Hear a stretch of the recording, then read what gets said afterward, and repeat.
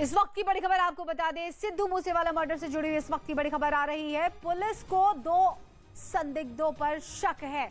एक आरोपी का नाम अंकित बताया जा रहा है, जबकि दूसरे का नाम प्रियव्रत। दोनों शार्प शूटर हैं पेशे से और दोनों ही हरियाणा के सोनीपत के रहने वाले हैं। बताया यह जा रहा है कि प्रियव्रत फौजी गांव का सिसाना गढ़ी है और तो अंकित की सोनीपत पुलिस के पास कोई क्राइम हिस्ट्री नहीं है। प्रियव्रत को फौजी रामकरण गैंग का शार्प शूटर भी कहा जाता है।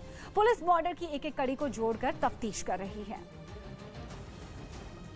आपको यहां बता दें कि पुलिस को हरियाणा के इन 2 शार्प शूटर्स पर शक है। वहीं पुलिस मर्डर की एक-एक कड़ी को आपस में जोड़कर तफ्तीश कर रही है।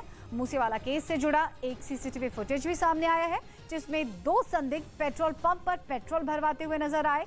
वीडियो शूट आउट के पहले का बताया जा रहा है। आपको ये भी बता दें, हत्याकांड में इस्तेमाल गाड़ी भी नजर आ रही है इन तस्वीरों में। वहीं हमलावरों का एक और सीसीटीवी फुटेज सामने आया है, जिसे हमला करने के बाद का बताया जा रहा है। इसमें ऑल्टो और बोलेरो कार साथ साथ दिखाई दे रहे हैं। 3 तस्वीरें इस वक्त आपकी टीवी स्क्रीन पर हैं। इन 2 शार्प शूटर्स पर शक है। 2 संदिग्धों की वीडियो भी सामने आई है। सीसीटीवी में दोनों गाड़ियां एक साथ नजर आई हैं। पंजाब के मानसा जिले में हुई हत्या की जांच का दायरा अब और बड़ा हो गया।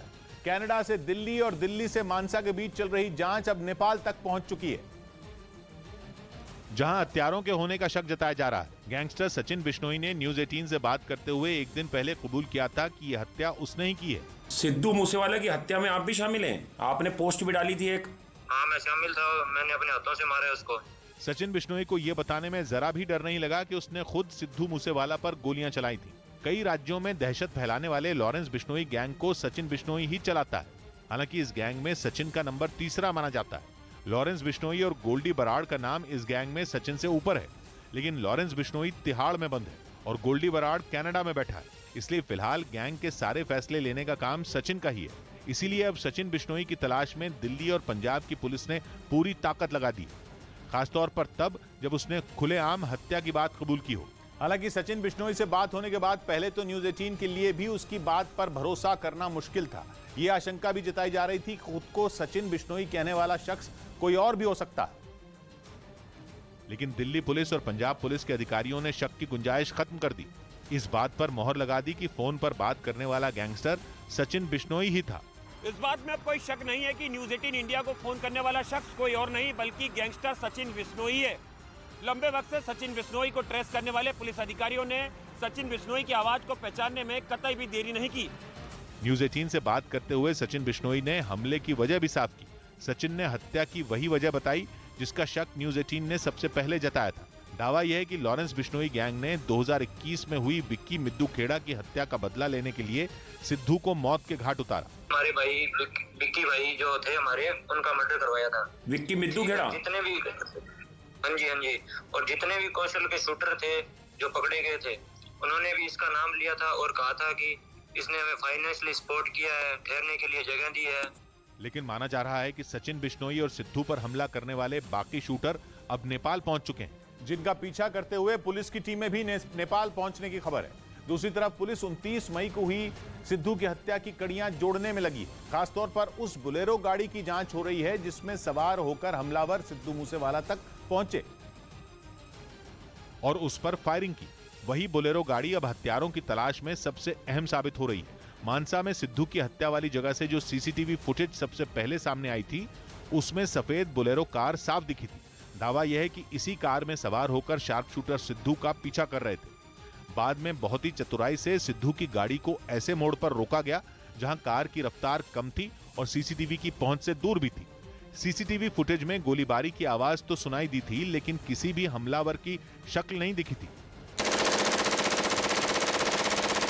सिद्धू की हत्या करने के बाद हमलावर बोलेरो गाड़ी को कुछ दूरी पर छोड़कर फरार हो गए थे। जहां बोलेरो गाड़ी छोड़ी थी, वहां से उन्होंने एक ऑल्टो कार को छीन लिया था।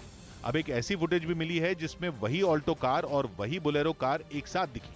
ऑल्टो कार आगे चल रही थी और बोलेरो चतुराई से उसका पीछा कर रही थी। लेकिन सबसे अहम फुटेज हत्या से 4 दिन पहले की सामने आई। हत्या में इस्तेमाल हुई बोलेरो गाड़ी को 25 मई के दिन हरियाणा में देखा गया था, जहां से गाड़ी की एक सीसीटीवी फुटेज भी सामने आई। दावा है कि वीडियो में दिख रही ये वही गाड़ी है जिसमें सवार होकर शूटर सिद्धू की हत्या करने पहुंचे थे। पुलिस के लिए भी ये फुटेज एक नई थ्योरी को हवा देने वाली है, क्योंकि हत्या से 4 दिन पहले इस गाड़ी को हरियाणा के फतेहपुर में देखा गया था। इसी दिन की एक और सीसीटीवी फुटेज भी सामने आई। ये फुटेज एक पेट्रोल पंप की है, जहां उसी बोलेरो में 2 लड़के पेट्रोल भरवाते दिखे। पुलिस को शक है कि ये दोनों भी सिद्धू पर हमला करने वाले शूटर हो सकते हैं। फतेहपुर का नाम इसलिए अहम है क्योंकि वहां पंजाब की एक बड़ी हस्ती की जड़ें हैं, गायक मनकीरत औलख, जिनका नाम सिद्धू की हत्या के बाद से ही सुर्खियों में है। सोशल मीडिया पर दावा किया जा रहा है कि मनकीरत का हाथ सिद्धू की हत्या में हो सकता है। मनकीरत हरियाणा के फतेहपुर में ही पले बड़े हैं, लेकिन 12वीं के बाद की पढ़ाई करने वो चंडीगढ़ चले गए थे। चंडीगढ़ में ही उनकी जिंदगी ने ऐसी करवट ली थी कि वो पंजाब के बड़े गायकों में शुमार होने लगे।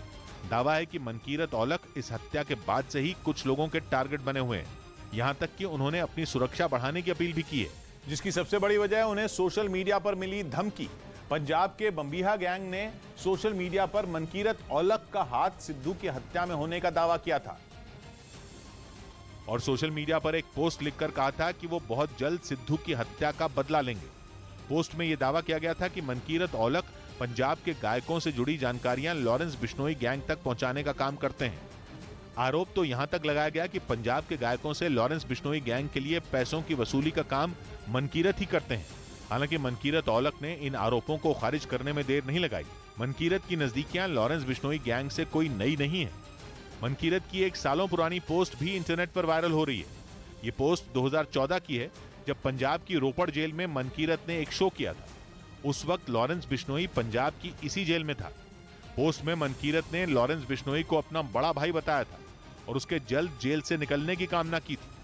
न्यूज़ 18 से जब गैंगस्टर सचिन बिश्नोई ने बात की थी, उस वक्त भी मनकीरत पर सवाल हुआ था, लेकिन सचिन ने कहा था कि मनकीरत को मिल रही धमकियों में दम नहीं है। धमकियां देने से कुछ नहीं होगा, ठीक है। इन्होंने 2 दिन में मनकीरत औलख को मारने का कहा था, इसलिए मैंने आज 4 दिन बाद मीडिया से बात की है। 2 दिन ऊपर निकल गए, ठीक है। कहने से कुछ नहीं होता और ये कुछ भी करने वाले नहीं है। हालांकि खुद मनकीरत लगातार मिल रही धमकियों के बाद डरे हुए हैं और उन्होंने अपनी सुरक्षा बढ़ाने की मांग की है। लेकिन इतना तो साफ है कि सिद्धू मूसेवाला की हत्या ने पंजाब में एक ऐसी आग भड़काई है जो बहुत बड़ी गैंग वॉर की वजह बन सकती है। पंजाब पुलिस भी इसके लिए पूरी तरह सतर्क हो गई है, क्योंकि सिद्धू की हत्या के बाद से ही सोशल मीडिया पर गैंगस्टर एक दूसरे को धमकियां देने में लगे हैं। पहले लॉरेंस बिश्नोई गैंग की तरफ से एक पोस्ट डाली गई जिसमें सिद्धू की हत्या का दावा किया गया। थोड़ी ही देर बाद सिद्धू की हत्या का बदला लेने की हुंकार बम्बीहा गैंग ने भर दी। इसके बाद जब न्यूज़ 18 से सचिन बिश्नोई ने बात की तो उसने साफ संकेत दिया कि कुछ बड़ा होने वाला है। बहुत जल्दी इनको मारने वाले हैं, ठीक है। नहीं तो आप कौन टारगेट पे आपके? आप कह रहे बदला लेना था हमको, आपने सिद्धू मूसेवाले से। आप कौन टारगेट पे आपके? ये टारगेट बहुत जल्द पता चल जाएगा आपको, ठीक है। सचिन ने अपने टारगेट का नाम भले ना लिया हो, लेकिन कई राज्यों की पुलिस के कान खड़े जरूर हो गए। जेल में बंद अपराधियों पर भी खास नजर रखी जा रही है।